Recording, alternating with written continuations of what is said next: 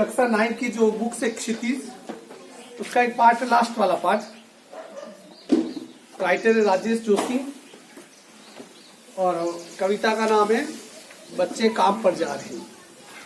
शुद्ध हिंदी में साफ सूत्र लिखी हुई है, पर तो मैं अभी इसका यदि मैं अर्थ पूछूं तो 10% से ज्यादा किसी को इसका अर्थ आएगा भी नहीं। क्योंकि देखिए, कविता और जो सिंपल चीजें लिखी हुई होती है उन दोनों में बहुत बड़ा फर्क होता है। एक तो जो सिंपल हम जो अखबार वगैरह में पढ़ते हैं उसको समझने के लिए आपको दिमाग को कोई ज्यादा जोर लगाना नहीं पड़ता है, बहु समझ में आ जाता है। परंतु कविता में जो शुद्ध हिंदी में लिखी हुई है वो भी हमें समझ में नहीं आती है। इस कविता में अब इसका जब वीडियो डालूंगा तो वीडियो के डिस्क्रिप्शन में उसमें मेरी एक कविता है जो अखबार में छपी थी बच्चों के बारे में, उस कविता को भी डालूंगा। वो कविता ही पढ़ना। ये तो आपकी कविता किताबों में है, जो इससे मिलती जुलती, मतलब इसकी जैसी नहीं है। उसका मेरा लिखने का तरीका बिल्कुल अलग है। जो किसी मैगजीन में प्रकाशित भी हुई थी उस कविता को मैं डालूंगा। उसका अर्थ फिर मैं तो पूछूंगा कि चलो मेरी कविता का अर्थ तुमने क्या निकाला, इसका तो मैं समझा दूंगा। मतलब इस कविता को यदि मैं ये कविता आपको यदि मैं समझाने में कामयाब रहा तो इसका मतलब मेरी जो उसके अंदर की यूट्यूब चैनल पे जाना, डिस्क्रिप्शन में देखना, मेरी कविता लिखी होगी, उसे इसका अर्थ भी तुम आराम से कर लोगे। सबसे पहले इस कविता को स्टार्ट करने के पहले मैं बात करता हूं इसके जो राइटर है वो है राजेश जोशी। कवि परिचय भी आपको पूछता है। राजेश जोशी, इनका जन्म 1946 पे मध्य प्रदेश पे एक जगह है नरसिंहगढ़ जिले में हुआ था। और शिक्षा पूरी करने के बाद उन्होंने पहले पत्रकारिता का काम किया और कुछ सालों तक अध्यापन का भी काम किया।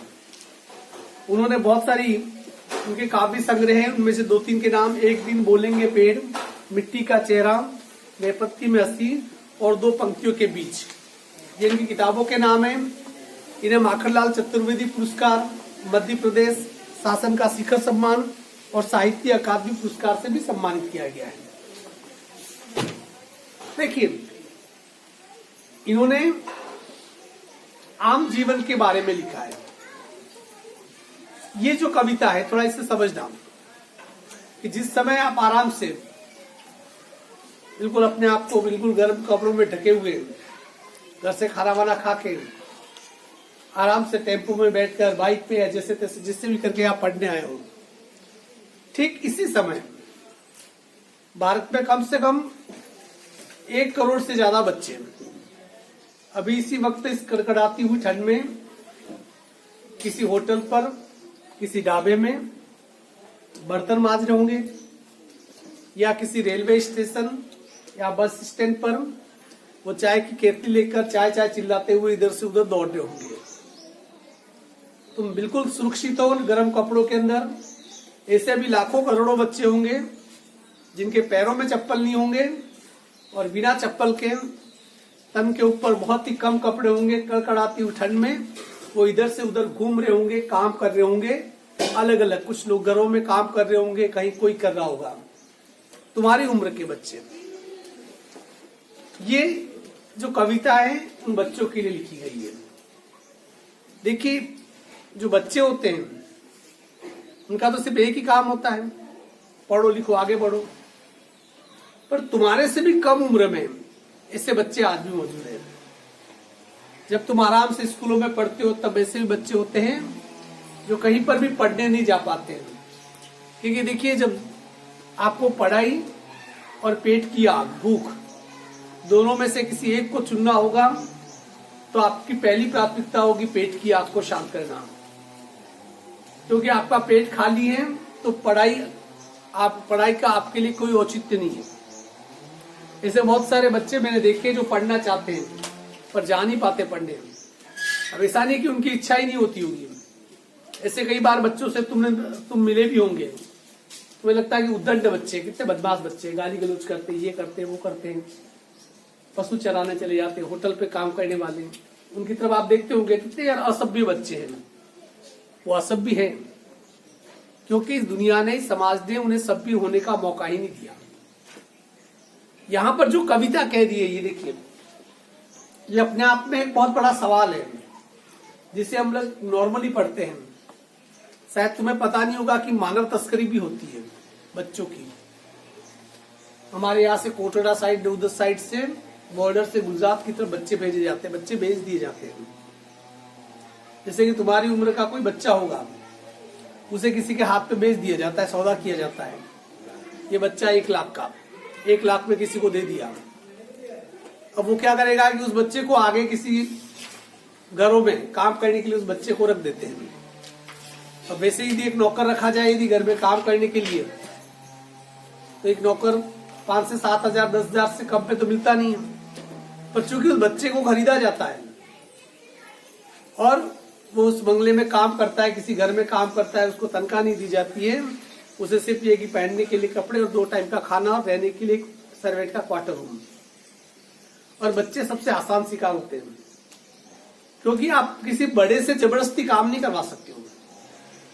बड़े से जबरदस्ती काम वो 8 घंटे से ज्यादा करेगा भी नहीं, उसे पता है कि काम न करने के क्या तरीके होते हैं।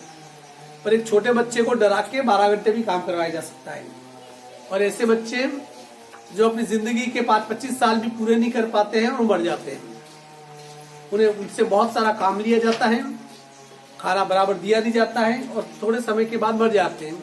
फिर उस घर में कोई दूसरा बच्चा आता है, उसे भी वो खरीद के ले आते हैं। और ये बहुत बड़े स्तर पे ये मानव तस्करी चलती भी है। आप इस पाठ के दर्द को तब तक नहीं समझ पाओगे जब तक कि आप किसी छोटे बच्चे की जगह अपने आप को रख के नहीं दिखाओगे। आप अपने घर में काम करते हो, वो एक अलग मैटर है, क्योंकि आप अपने काम स्वेच्छानुसार करते हो। इच्छा हुई तो की, नहीं इच्छा हो तो नहीं करेंगे। अब इच्छा नहीं हुई तो आपसे कोई काम करवा भी नहीं सकता है। परंतु यही जब बच्चे बाल मजदूरी करते हैं, जैसे कहते हैं बाल मजदूर, ये बाल मजदूरी करते हैं, तो इनके पास जिंदगी कोई दूसरी चॉइस नहीं देती, ऑप्शन ही नहीं देती, अर्थात कि उनको काम करना ही है। एक बच्चा सुबह बुखार से पीड़ित है, बहुत शरीर गर्म हो रहा है, पर ढाबे पे काम उसे करना ही है। चाहे शरीर उसका कैसे भी हो जाए, बुखार आ रहा है, करना ही पड़ेगा, क्योंकि मालिक के हाथ से मार खाने से तो बेहतर है कि बुखार में काम कर लिया जाए। चाहे वो कितनी भी कड़कड़ाती हुई ठंड है। छोटे बच्चे सुबह जल्दी नहीं उठ सकते हैं, पर उसे सुबह 4 बजे उठ के बर्तन धोने ही है। वो उठना नहीं चाहता है, वो भी सोना चाहता है, पर उसे वो काम करना ही पड़ेगा। नहीं करेगा तो क्या हुआ, हंटर पड़ेंगे, पिछवाड़े पे लात पड़ेगी, उसका मालिक उसे लात मार के उठा देगा। और उसे सुबह 4 बजे जब दुनिया आराम से गहरी नींद में सो रही होती है, तब उसे काम करना ही होगा। तो यहाँ पर जो ये पूरा पाठ है उसी बाल मजदूरों के बारे में है। आपको लगता होगा कि यार ऐसी भी दुनिया होती है क्या? बिल्कुल होती है, क्योंकि आपका इससे वास्ता नहीं पड़ा, भगवान करे कभी पड़े भी नहीं। 18-20 साल की उम्र के बाद काम करना अलग बात है। 10-12 साल के बच्चे भी काम करते हैं और 12 से 13 घंटे काम करते हैं। आप सोचो 12 साल का एक बच्चा 13 घंटे काम करेगा तो उसकी स्थिति क्या होगी।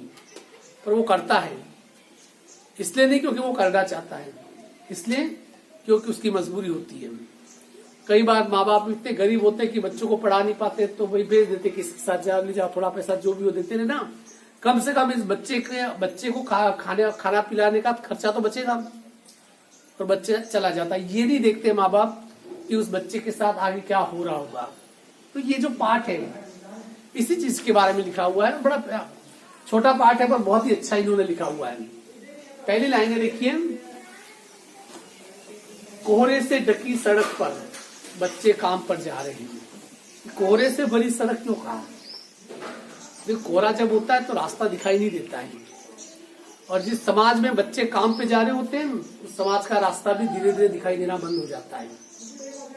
देखिए ये जो बच्चे होते हैं, आज के जो बच्चे होते हैं, आने वाले कल का भविष्य होते हैं। और जो आने वाला कल का जो भविष्य बनने जा रहा है, उसका वर्तमान यदि काम में डूबा हुआ है तो किसी भी देश का भविष्य कभी बन ही नहीं सकता है। क्योंकि भविष्य की इमारत किस पे टिकी होती है? आज पे टिकी होती है, वर्तमान पर टिकी होती है। इसलिए कहा कोहरे से ढकी। कोहरा कब छाता है? तो ठंड होती है ना। अभी इन दिनों में देखो कोहरा छा जाता है सुबह सुबह, यदि जल्दी उठने का आपको कभी मौका मिला हो, चारों तरफ कोहरा होता है, दिखाई नहीं देता है, रास्ता दिखाई नहीं देता है। अर्थात कहना क्या चाह रहा है कवि? कोहरे से ढकी सड़क पर, मतलब कि कड़कड़ाती हुई सर्दी में जब सड़क भी कोहरे से ढकी हुई है, आगे जाने के लिए रास्ता तक दिखाई नहीं देता है, पर बच्चे काम पे जा रहे हैं। और सड़क से गुजर कर कौन जा रहे हैं? छोटे छोटे बच्चे हैं जो कोई काम पे जा रहे हैं, क्योंकि काम पे जाओगे तो आपको सुबह घर से निकलना पड़ेगा ना। तो ये कह रहा है कि कोहरे से ढकी सड़क पर बच्चे काम पर जा रहे हैं सुबह सुबह। सुबह का वक्त तो बच्चों के लिए क्या होता है? आराम से उठने का, घर पे आराम से दूध पीना, खाना वाना खाना, नहा धो के स्कूल के लिए तैयार होना, या जो बचा हुआ होमवर्क है उसे करना। सुबह का वक्त तो उसी के लिए होता है बच्चों का। पर उसकी बजाय जब बच्चे सुबह सुबह कोहरे से ढकी सड़क पर किसी काम पर निकल पड़ते हैं, तो उस देश के माथे के ऊपर एक बहुत बड़ा सवाल लग जाता है, इंसान बन जाता है कि आखिर ऐसा क्यों? बच्चे काम पर जा रहे हैं। हमारे समय की सबसे भयानक पंक्ति है ये। देखिए कितनी मस्त बात की। ये हमारे समय की सबसे भयानक पंक्ति है। यह भयानक है, इसे विवरण की तरह लिखा जाना चाहिए, इसे सवाल की तरह। आज नहीं तो कल ये बात समझ में आएगी तुम्हें, ये पंक्तियां समझ में आएगी। भाई 9th के लेवल से थोड़ी ऊपर की पंक्तियां हैं, पर जैसे जैसे वक्त आगे बढ़ेगा ये चीजें समझ में आपको आ जाएगी। क्या कह रहा है कवि? हमारे समय की सबसे भयानक पंक्ति है यह, कि यदि कोई कहे कि बच्चे काम पे जा रहे हैं, तो ये वाकई किसी भी देश के लिए सबसे बड़ा सवाल है, सबसे भयानक सवाल है। एक ऐसा सवाल जिसका जवाब खोजा जाना चाहिए। पर भारत में करोड़ों मजदूर है, बाल मजदूर है, करोड़ों बाल श्रमिक सड़कों पे काम करते हैं, ढाबों पे काम करते हैं, होटलों में काम करते हैं, छोटे मोटे जितने उद्योग धंधे सब में काम करते हैं, क्योंकि इनको पैसा भी कम देना पड़ता है, इनको खाना भी कम देना पड़ता है, और इनसे मर्जी पड़े उतना काम आप ले सकते हो अपने डंडे के बलबूते पे, इन्हें डरा के। तो कवि कह रहा है कि हमारे समय की सबसे भयानक पंक्ति है यह, कि बाल मजदूरी करना या किन्हीं बच्चों से काम करवाना वाकई किसी भी समाज के लिए सबसे बड़ी भयानक समस्या ये होनी चाहिए। पर आजादी के 73-74 साल के बाद भी, इतने सालों के बाद भी, यदि हमारी सड़कों पर गुजरते हुए बच्चे से नजर आए जो कोई काम करने के लिए जा रहे हैं, तो इससे बड़ा भयानक सवाल इस देश पे हो नहीं सकता है। पर यहाँ पर किसी को कुछ पड़ी नहीं है कि जो भविष्य बन सकता है वो वर्तमान में पीसा जा रहा है। हमें कुछ पड़ी नहीं है, भयानक है इसे विवरण की तरह लिखा जाना। और इसे बच्चे काम पे जा रहे, इस लाइन को जो लिखा गया है ना, इसे विवरण की तरह लिखा जाना नहीं चाहिए था, इसे एक सबसे बड़े सवाल की तरह लिखा जाना चाहिए था कि बच्चे काम पे जा ही क्यों रहे। सवाल क्या होना चाहिए, लिखा क्या जाना चाहिए, बच्चे काम पर क्यों जा रहे हैं। पर इसे लिखा गया है बच्चे काम पे जा रहे हैं क्योंकि आप सत्य से मुंह नहीं मोड़ सकते हैं। आप सत्य के, क्योंकि सबसे बड़ा सत्य ये है, आप में से कोई भी इसको अस्वीकार नहीं करेगा। आप ये कहोगे नहीं बच्चे भारत पे काम पे नहीं जाते, ऐसा आप में से कोई भी नहीं कह सकता है। क्यों? क्योंकि आप अच्छी तरीके से मानते हो कि ऐसा कहोगे तो सबसे बड़ा झूठ होगा। क्योंकि आप अपने आसपास चारों तरफ बच्चों को काम करते हुए देखते ही है। आपका कई बार उनसे मुकाबला हो गया होगा। अब जब कभी किसी ढाबे पर जाओ अच्छा खाना खाने के लिए, अक्सर हम लोग जाते हैं, कहीं घूमने जाते हैं, ढाबे या होटल पे खाना खाते हैं, तो अचानक उस बच्चे को देखना जो सबसे पहले आएगा आपकी टेबल साफ करने के लिए। छोटा सा बच्चा होगा 8-10 साल का, और आके बिल्कुल गीले कपड़े से वो टेबल को साफ कर देगा। उसके बाद थोड़ी देर के बाद वो क्या करेगा, आपके पास लाके पानी की गिलास वगैरह रख देगा। थोड़ी देर बाद चाय मंगवाए, चाय भी वही लाएगा।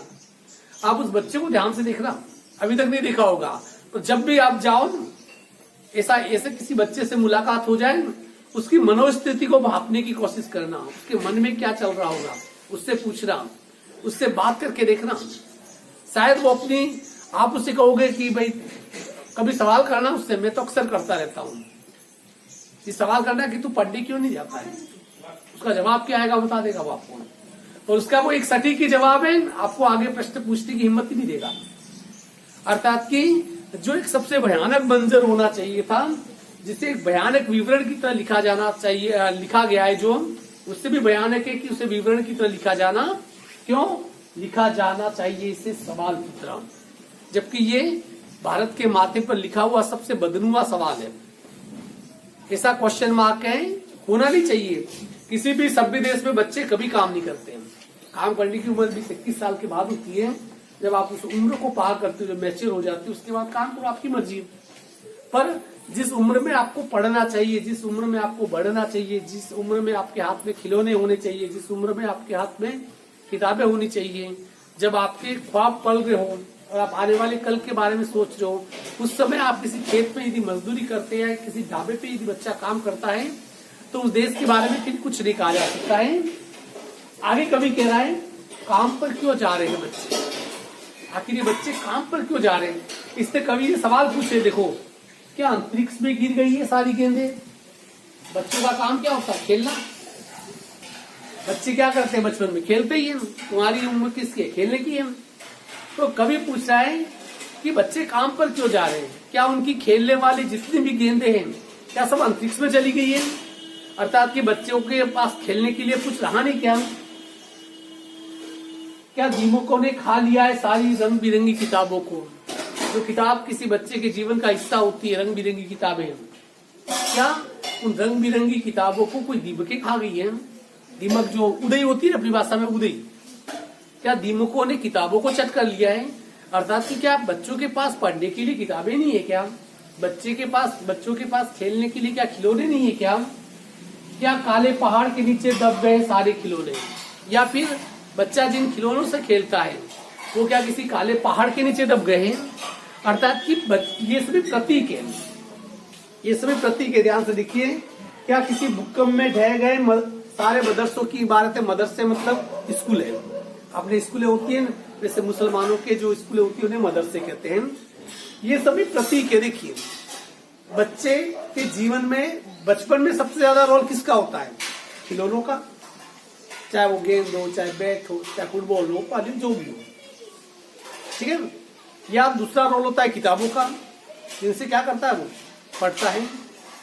या फिर उन स्कूलों का जहां पर वो पढ़ता है। अर्थात कि किसी बच्चे के जीवन में यदि इन सबको निकाल दिया जाए तो फिर उसका बचपन रहेगा ही कहाँ। यहाँ पर कवि कह रहा है कि यदि बच्चे काम पे जा रहे हैं, इसका मतलब कवि हमसे सवाल पूछ रहा है कि क्या पढ़ने के लिए स्कूलें खत्म हो गई है क्या? या बच्चों के हाथ की जो किताबें हैं, जो किताब रंग बिरंगी किताबें हैं, उन किताबों को क्या दीमक चट कर गई है क्या? क्या जितने सभी के सभी खिलौने क्या किसी काले पहाड़ के नीचे दब गए क्या? ये सवाल किससे पूछ रहा है? या जिन गेंदों से बच्चे खेलते हैं क्या वो अंतरिक्ष में गायब होगी क्या? यदि ये सब कुछ नहीं हुआ है तो फिर बच्चे काम पे क्यों जा रहे हैं?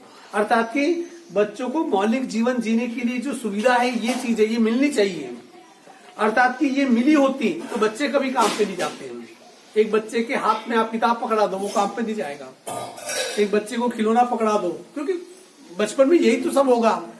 पर हम ये बच्चों को देने में कामयाब नहीं हुए, इसलिए बच्चे क्या कर रहे हैं?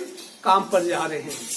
क्योंकि मैंने पहले भी कहा है कि दो चीजों में से हम एक को चुनते हैं, या तो भूख को या फिर किताब को। पर इसमें पहली चीज हमेशा क्या चुनेंगे? हम अपनी भूख को, क्योंकि भूखे पेट न हो भजन न गोपाला। आपका पेट यदि खाली है तो आप भजन नहीं कर सकते, आपका पेट खाली है तो आप पढ़ नहीं सकते हैं। हमारे जीवन की सबसे पहली और मौलिक आवश्यकता होती है हमारी भूख मिटाना। और चूंकि हम भूख नहीं मिटा पाए इस देश की, गरीबी नहीं मिटा पाए इस देश की, इसलिए उन बच्चों को क्या करना पड़ रहा है? काम पे जाना पड़ रहा है, क्योंकि उनकी पहली आवश्यकता है अपनी पेट की आग को शांत करना। आगे देखिए, क्या सारे मैदान, सारे बगीचे और घरों के आंगन खत्म हो गए एकाएक? क्या कह रहा है कवि? देखिए, क्या सारे मैदान, जिन मैदानों में बच्चे खेलते, क्या वो मैदान अब नहीं रहे? सारे बगीचे, और जिन बगीचों में बच्चे खेलते हैं, लुका छिपी खेलते थे, क्या वो भी नहीं रहे? या घर के जो आंगन जहां बच्चे खेला करते हैं, क्या वो सभी अचानक गायब हो गए? यदि ये सब गायब नहीं हुए तो फिर बच्चों को काम पे क्यों जाना पड़ रहा है? देखिए, कुछ बच्चे ऐसे होते हैं जिनके लिए गायब हो जाते हैं, कुछ बच्चे ऐसे होते हैं जिनका तो घर ही नहीं होता है, तो फिर आंगन क्या होगा?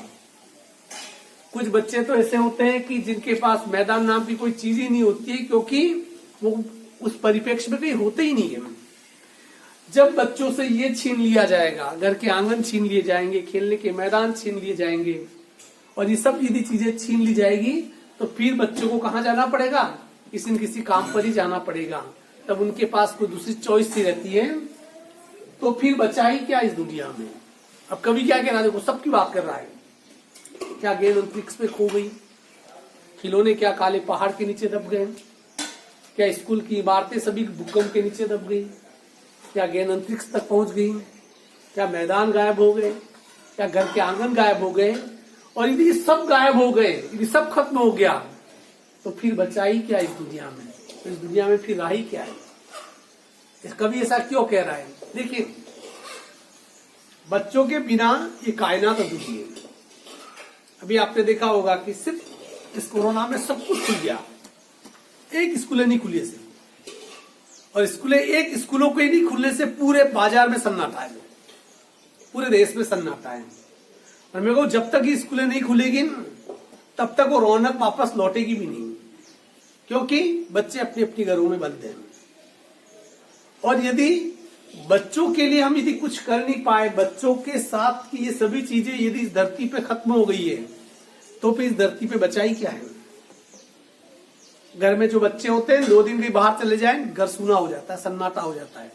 होता नहीं होता है? भले तुम्हारे घर वाले लाख के मरीज परेशान हो गए, यही कहेंगे ना, जो पीटे क्यों नहीं है, कहते हैं ना, अक्सर भाषा में कहते हैं ना, अपनी लोकल भाषा में। पर वही बच्चे 2 दिन के लिए बाहर चले जाए, घर वाले बार बार देखते रहते कब आएंगे कब आएंगे। क्यों? क्योंकि बच्चे यदि इस धरती पे नहीं है, यदि बच्चों के लिए सभी सुख सुविधा इस धरती पे यदि खत्म हो गई है, ये सब चीजें नहीं है, तो फिर अच्छा कहने के लिए इस धरती पे बचा ही क्या है? तो फिर बचा ही क्या है इस दुनिया में? अर्थात कि इस दुनिया में फिर कुछ भी नहीं बचा है। कितना भयानक होता अगर ऐसा होता, भयानक है, लेकिन इससे भी ज्यादा यह कि सारी चीजें हस्ब मामूल, ये उर्दू वर्ड है, हस्ब मामूल, इसको कहते हैं यथावत। देखिए, कभी कह रहा कि यदि ऐसा होता कि ये सब चीजें यदि नहीं है, तो ये दुनिया क्या काम की, तो इस दुनिया में बचा ही क्या है? पर कवि कह रहा है कि नहीं, ऐसा है नहीं। कितना भयानक होता। कवि कह रहा है कि सब कुछ अभी भी खत्म नहीं हुआ है कुछ ऐसा जो अभी भी बचा हुआ है। पर कवि कह रहा है कि सबसे बड़ा भयानक तो ये है, सबसे ज्यादा भयानक ये है कि ये सब चीजें अभी भी यथावत चल रही है। अर्थात कि हमें पता है इस देश में 1 से 2 करोड़ बाल श्रमिक हैं। हमें पता है कि ऐसे करोड़ों बच्चे हैं जो शायद कभी किताब को देख नहीं पाएंगे, कभी पेन पेंसिल को पकड़ नहीं पाएंगे। हमें ये भी पता है कि उन बच्चों की जिंदगी के साथ खिलवाड़ किया जाएगा। ये सब सरकारों को पता है, पिछले 70 सालों से सब सरकारों को ये पता था। फिर भी स्थिति 1947 से लगाकर 2021 तक स्थितियों में कोई खास बदलाव नहीं आया। आज भी स्थितियां यथावत हस्ब मामूल, आज भी स्थितियां वैसी की वैसी है, और स्थितियों का वैसा होना ही आज के युग का सबसे भयानक मंजर है। सबसे भयानक बात है कि हम चीजों को बदल नहीं रहे, पर समस्याओं का समाधान भी होता है। आपने देखा होगा कि भारत को 3रे दर्जे का देश माना जाता है पूरी दुनिया में, भिखारियों का देश यूं कहते हैं। 6 साल में आके परिस्थितियां बदल गई। आज दुनिया में जो भारत एकमात्र ऐसा देश है जिससे 2 इंजेक्शन बना दे, और पूरी दुनिया लाइन में लगी हुई है हमसे इंजेक्शन लेने के लिए, और आधी दुनिया को हम इंजेक्शन पहुंचाएंगे इस कोविड-19 की। 13 या 14 जनवरी से हमें लगनी शुरू हो जाएगी। आपने देखा होगा कि पूरी दुनिया में, अमेरिका में लाशों के अंबार लग गए, इतने लाखों लोग मारे गए, जबकि उनकी आबादी है कितनी? मात्र 30 करोड़। जबकि हमारी आबादी कितनी है? 130 करोड़। अमेरिका में जैसा कोरोना फैला होता है, वैसा यदि भारत में फैल गया होता है, शायद ही कोई घर ऐसा होता जिसमें 2-4 लोग नहीं मारे जाते, क्योंकि हमारे यहाँ महामारी का रूप ले लेती है। और नहीं, हमने अपनी इच्छा शक्ति से हमने उसे रोक लिया। जब देश के प्राइम मिनिस्टर ने आह्वान किया लॉकडाउन, तो लॉकडाउन कई महीनों तक सड़कें सुनी रही, लोग घरों से बाहर नहीं निकले। हमने अपना जोश दिखाया, जज्बा दिखाया, और हमारी अपनी इम्यूनिटी पावर दिखाई। दुनिया में सबसे कम मरने वाली संख्या भारत में रही, 96.93% रिकवरी रही। मतलब 100 में से 99 लोग अच्छे हो गए, एक ही मरा। और एक भी कैसे मरा? जो पहले से बीमार था वही मरा, कोरोना से कोई नहीं मरा। ये हमारी इच्छा शक्ति, अर्थात कि हम चीजों को बदलना चाहे तो बदल सकते हैं। हमने एक चुनौती ली। आज पूरी दुनिया हमारे सामने हाथ जोड़ती है कि भाई हमारे उपग्रह को आगे अंतरिक्ष में प्रक्षेपित कर दो, लॉन्च कर दो।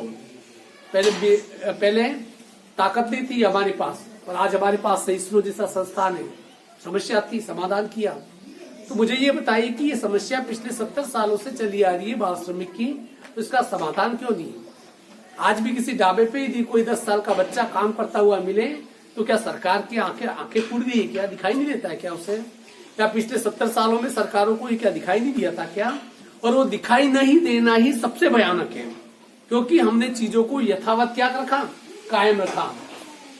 पर दुनिया की हजारों सड़कों से गुजरते बच्चे, बहुत छोटे छोटे बच्चे काम पर जा रहे हैं। और आज का सबसे बड़ा भयानक मंजर ये है कि चीजें जस की तस बनी हुई है और आज भी दुनिया में ऐसी हजारों सड़कें हैं, उन हजारों सड़कों से गुजरकर बच्चे काम पे जा रहे हैं।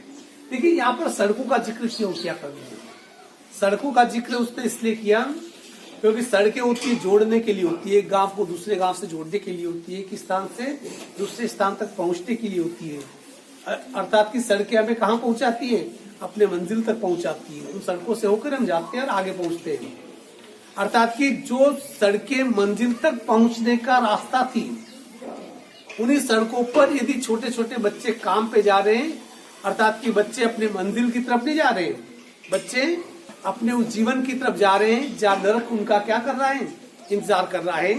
इसलिए ये देखिए, ये पूरी तरह बाल शोषण, बाल श्रमिकों के ऊपर लिखी हुई है, चाइल्ड लेबर के ऊपर, चाइल्ड लेबर के ऊपर लिखी हुई कहानी, कविता है। हाँ, मेरा ये मानना है कि कविता समझ में आएगी तुम्हें, आज नहीं तो कल आएगी।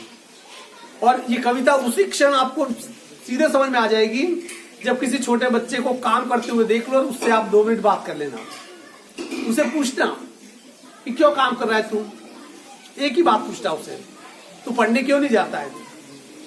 वो पहले हो सकता है ये कहेगा, वो अपने ईगो को संभालेगा, उसका अपना भी एटीट्यूड होगा, पढ़ने में मेरा मन नहीं लगता है।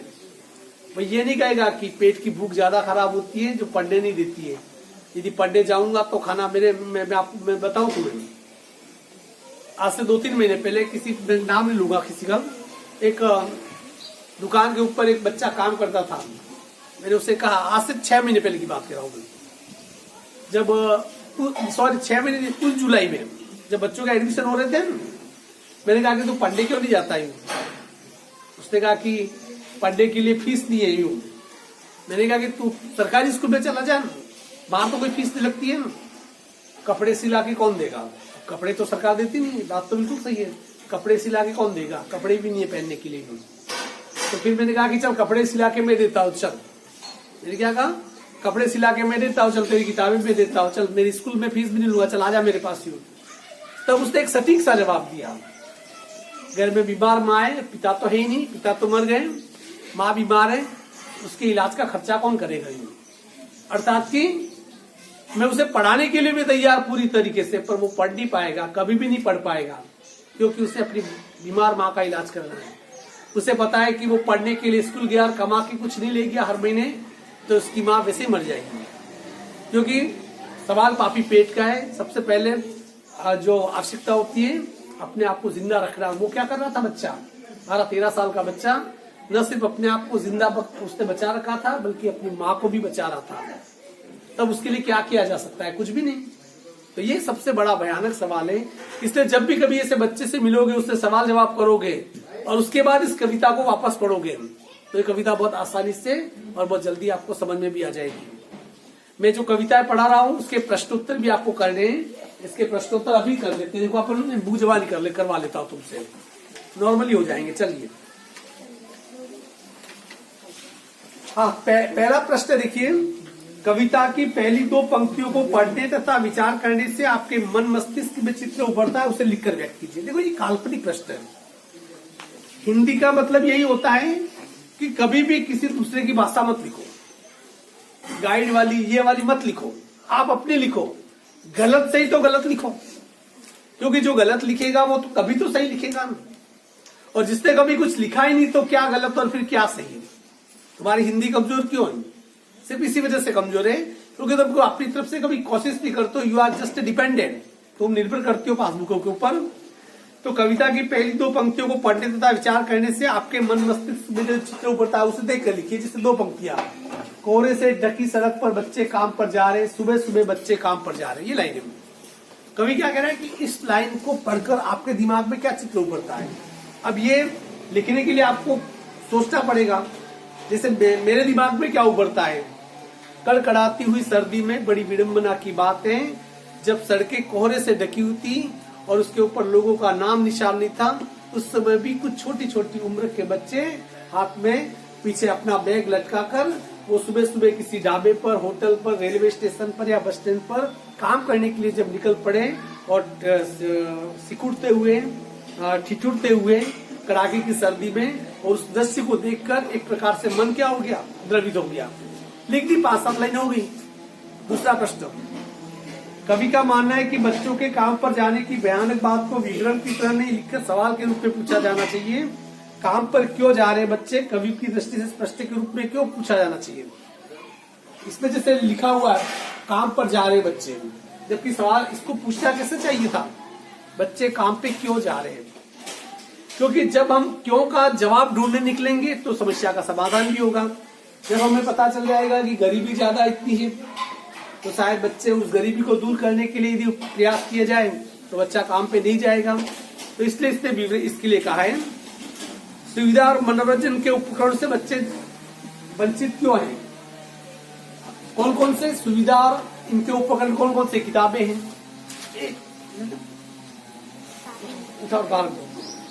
तो जैसे किताबें हैं, खिलौने हैं, ये सभी क्या है, सुविधा की चीजें हैं। इनसे बच्चे वंचित क्यों हैं, क्योंकि गरीबी है, अशिक्षा है। क्योंकि जिस देश में 2 वक्त की रोटी का जुगाड़ करना भी बहुत मुश्किल होता है, उस देश में आप ये उम्मीद करना कि उन बच्चों के लिए खिलौने मिल जाएंगे, उन बच्चों के लिए किताबें मिल जाएगी, उन बच्चों के लिए घर आंगन मिल जाएगा, उन बच्चों के लिए मैदान मिल जाएंगे, तो ये सोचना बड़ी दूर की कौड़ी वाली बात होगी। इसके बाद अगला क्वेश्चन है इसका, देखिए, दिन प्रतिदिन के जीवन में हर कोई बच्चों को काम पर जाते देख रहा है रही है, फिर भी कभी भी कुछ अटपटा नहीं लगता। इस उदासीनता के क्या कारण हो सकते हैं। बच्चे काम पे जा रहे हैं और हम सब देखते हैं, तो आखिर उस उदासीनता की वजह क्या है। सबसे बड़ी बात है कि हम खुद ही चोर हैं। आप खुद चोरी करते हो तो दूसरा जो चोरी करेगा उसे आप रोक नहीं सकते। ऐसे कई मौकों पर हम बच्चों से काम हम खुद लेते हैं। दूसरी चीज, हम इसलिए उदासीन क्यों हैं, क्योंकि हमें पता है कि आज हो सके या बच्चा काम कराओ, कल हमारे घर में काम करेगा। हम अपनी सुविधा और अपनी सुख संपत्ति और आराम के लिए उदासीन हो चुके हैं। जबकि होना तो ये चाहिए कि कोई बच्चा यदि काम पे जा रहा है तो उसे रोका जाए, उसकी मदद की जाए, उसको पढ़ाने के लिए प्रेरित किया जाए, पर ऐसा हम लोग कभी भी नहीं कर पाते हैं। लास्ट क्वेश्चन इसका, आपने अपने शहर में बच्चों को कब कब कहाँ कहाँ काम करते हुए देखा है। ढाबों पर, रेलवे स्टेशन पे, बस स्टेशन पे, ठेला चलाते हुए, कचरा बीनते हुए, सड़कों पे सफाई करते हुए, खड्डे खोदते हुए, खेतों में काम करते हुए, सभी जगह देखा है। बच्चों का काम पर जाना धरती के एक बड़े हादसे के समान क्यों है। बच्चों का काम पे जाना एक हादसा क्यों है, क्योंकि बच्चे भविष्य की अमानत होते हैं, और जो आने वाला कल का भविष्य बन सकते थे वो आज यदि इस प्रकार से यदि काम पे जा रहा है तो जो देश का जो आने वाला भविष्य है वो अपने आप में क्या पड़ जाएगा, एक संकट पे पड़ जाएगा। इसलिए ये एक प्रकार से क्या है, बच्चों का काम पर जाना एक हादसे की तरह है। ठीक है, प्रश्न उत्तर ये मैं बोला, ये आंसर ये लिखना है जो मैं बोला। तुम यदि इस कविता को पढ़ लो, तुम भी आराम से सोच के लिख सकते हो। Is it clear. तो अपनी 3 कविता हो गई। कितनी कविता हो गई, 3 पार्टों के प्रश्न उत्तर हो जाने चाहिए। स्कूल में कोई वापस पढ़ाएगा नहीं है, ठीक है।